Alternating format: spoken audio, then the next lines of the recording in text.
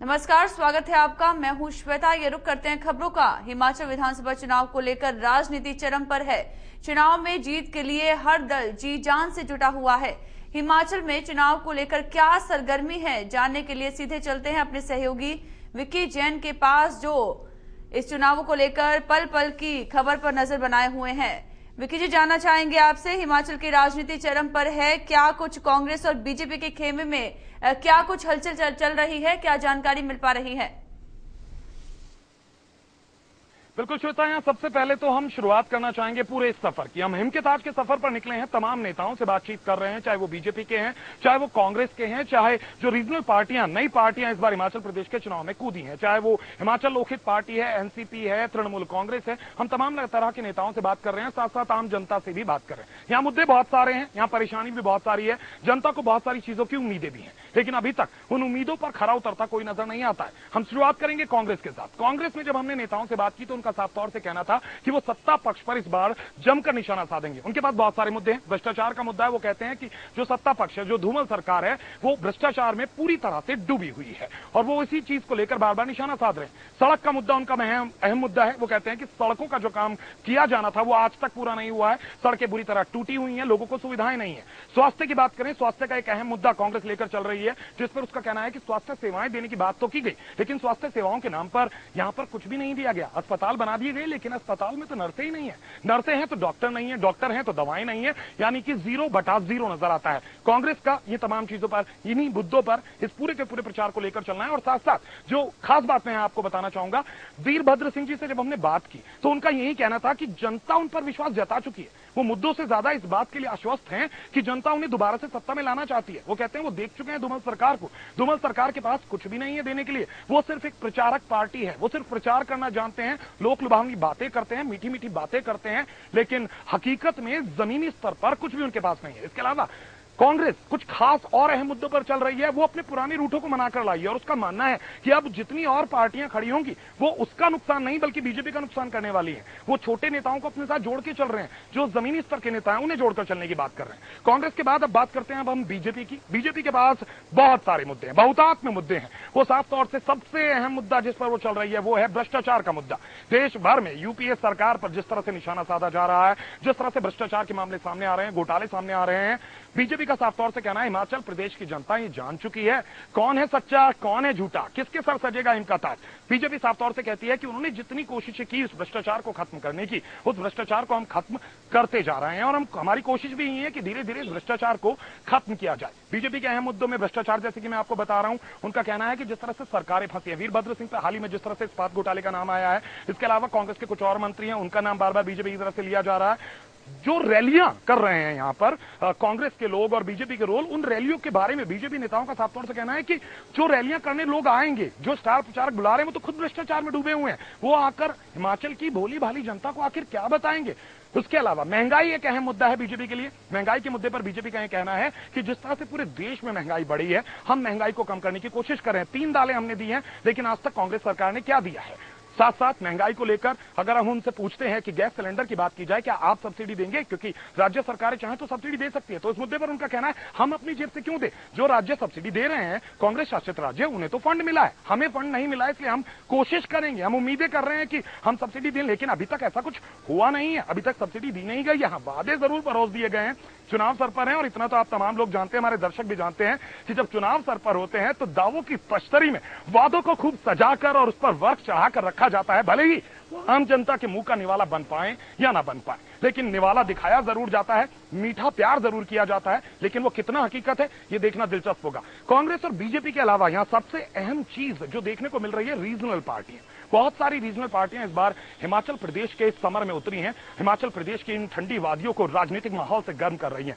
शुरुआत अगर एनसीपी से करें, एनसीपी का कहना है आप कांग्रेस को देख चुके हैं, आप बीजेपी को देख चुके हैं, इस बार एनसीपी को देखिए। लेकिन यहां जनता के मन में एनसीपी को लेकर भी कई सवाल है। वो कहती है कि आप केंद्र में यूपीए के सहयोगी हैं, आप उनसे अलग कहां हैं, ये जनता का कहना है, जनता जो बार बार हमसे बात कर रही है। उसके अलावा तृणमूल कांग्रेस की बात करते हैं, ममता बनर्जी यूपीए में काफी कहें कि चने चबवा चुकी हैं यूपीए सरकार को और हर मुद्दे पर यूपीए सरकार पर लाठी डंडा लेकर चढ़ जाती हैं। उनका यही कहना है कि अब की बार तृणमूल कांग्रेस की बारी। लेकिन क्या हिमाचल की जनता, जो आज तक आजादी के बाद से अब तक लगातार बीजेपी और कांग्रेस के बीच में बटी नजर आई है। जो बीजेपी या कांग्रेस पर एक बार बीजेपी एक बार कांग्रेस पर विश्वास करती आई है, क्या एक नई पार्टी पर विश्वास जता पाएगी?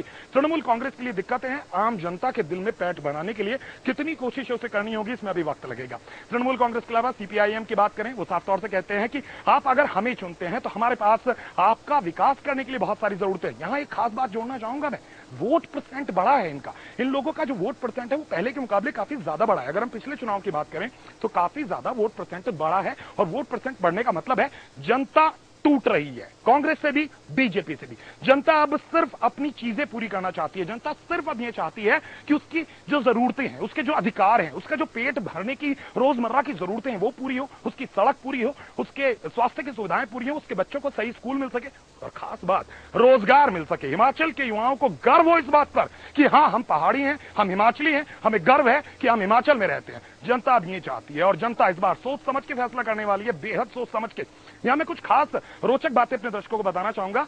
यहां जब हम आम जनता के बीच में पहुंचे, यहां जनता को मैं दो भागों में डिवाइड करना चाहूंगा। एक वो जनता जो ऑफिस में जाती है, नौकरी पेशा करने वाले लोग हैं, सुबह निकलते हैं, शाम को घर आते हैं, दिन में बैठकर ऑफिस के अंदर जो वर्किंग आवर होता है उसके अंदर जो गैप मिलता है उसमें 1 घंटे में राजनीति की बातें करते हैं, वो कुछ अलग मुद्दों पर बात करते हैं। लेकिन जो जनता है, जो उनसे थोड़े निचले तबके की जनता है, जो आम छोटे मोटे रोजगार करती है, छोटी मोटी दुकान चलाती है, या फिर आसपास का जो होटल बिजनेस है, यहाँ पर जो टूरिस्ट स्पॉट बने हुए हैं, हिमाचल के अंदर जगह जगह टूरिस्ट आते हैं, और भी बहुत सारी चीजें हैं, उनका काम करती है। उनके कुछ अलग मुद्दे हैं। अगर हम बात करें पढ़े लिखे लोगों के मुद्दों की, या जो नौकरी पेशा करने वाले मुद्दों की, वो कहते हैं कि नौकरियों में रोजगार ज्यादा से ज्यादा मिले, हमें सुविधाएं ज्यादा से ज्यादा मिले, हमारा जो जीवन स्तर है वो स्तर थोड़ा ऊंचा हो। ऐसा लगने लगा है उन्हें कि हिमाचल तरक्की तो कर रहा है, लेकिन कहां कर रहा है उन्हें नजर नहीं आता। वहीं जो छोटे तबके की जनता है, उनकी बहुत छोटी छोटी जरूरतें हैं।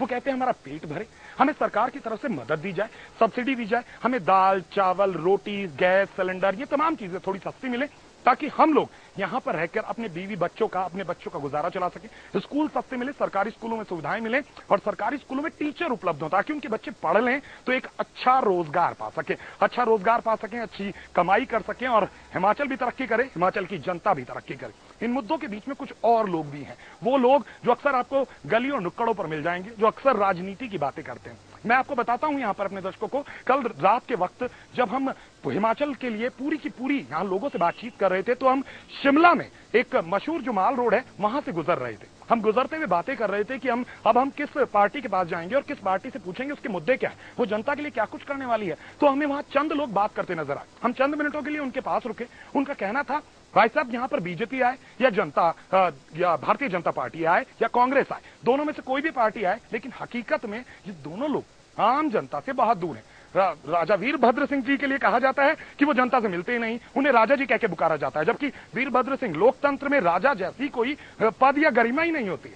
वहां प्रेम कुमार धूमल जी के बारे में बात की जाए तो प्रेम कुमार धूमल जी के बारे में कहा जाता है वो लोगों से मिलते तो हैं, बहुत आराम से बात भी करते हैं, लेकिन वादे आज तक पूरे नहीं हुए हैं। लेकिन दोनों पार्टियां लगातार अपने वादे भी, दावे भी, तमाम चीजें पूरी करने में जुटे हैं और लोगों के आगे अपना विश्वास जताने में जुटे हैं। इस वक्त रैलियों का दौर चल निकला है, धीरे धीरे चुनाव प्रचार हो रहा है। आज सुबह ही वीरभद्र जी निकले हैं 4 रैलियों के लिए और जनता को लुभाने का काम कर रहे हैं। उसके अलावा प्रेम कुमार धूमल भी लगातार रैलियां कर रहे हैं और तमाम जो दिग्गज नेता हैं, चाहे कौल सिंह ठाकुर हो कांग्रेस के या बीजेपी के और नेता हो, अनुराग ठाकुर हैं, तमाम लोग इस वक्त जनता को लुभाने का काम कर रहे हैं। विद्या स्टोक से हमने बात की, विद्या स्टोक कहने लगी कि इस वक्त हम काफी बिजी हैं, लोगों को लुभा रहे हैं। तो मेरा उनसे यही सवाल था, आप लोगों को लुभाने की बात करती हैं, लोग बातों से नहीं लुभाए जाते, लोगों को आपको काम करके दिखाना होगा, लोगों को रोजगार देना होगा, लोगों की मदद करनी होगी, तभी जनता आपके सर हिम का ताज पहनाएगी। Over to you Shweta.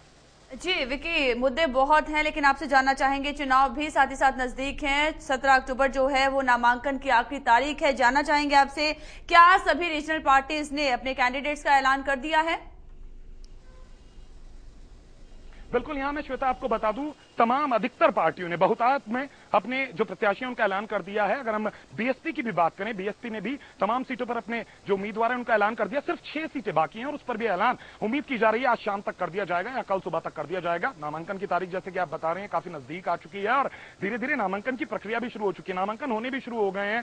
नवरात्रों का इंतजार किया जा रहा है नेताओं की तरफ से, क्योंकि मेरा यह मानना है नेता भी थोड़ा धर्म और भगवान को मानते हैं। भले ही वो 12 महीने जनता जनता के लिए, मैं किसी एक नेता की बात नहीं कर रहा, मैं किसी BJP, Congress, BSP, CPIM, NCP और किसी भी एक पार्टी के किसी नेता की बात नहीं कर रहा, मैं उन तमाम नेताओं की बात कर रहा हूं जो 12 महीने वादे करते हैं और जब तक सरकार में रहते हैं तब तक वो अपने आप को भगवान के रूप में पुजवाते हैं, लेकिन जब चुनाव नजदीक आता है तो वो भी खुद मंदिर की घंटी बजाते नजर आते हैं, वो भी मंदिर में पहुंच जाते हैं। तो नवरात्रों का इंतजार हो रहा है और नवरात्रि जिस दिन से शुरू होंगे उसी दिन से लगातार ज्यादा प्रक्रिया बढ़ जाएगी और हमें कुछ और तेजी और कुछ गर्म माहौल यहां देखने को मिलेगा। जो माहौल अभी नजर आ रहा है वो थोड़ा ठंडा है क्योंकि हिमाचल में भी ठंड भी है, आज यहां धूप निकली है और काफी खुशनुमा माहौल भी है और इसलिए आज रैलियां भी ज्यादा हैं, आज प्रचार भी ज्यादा हो रहा है और तमाम दिग्गज नेता आज जनता को लुभाने में जुटे हैं। इस गर्म धूप को जो बहुत खूबसूरत लग रही है उस धूप के सहारे वो अपने वादे भी परोस रहे हैं।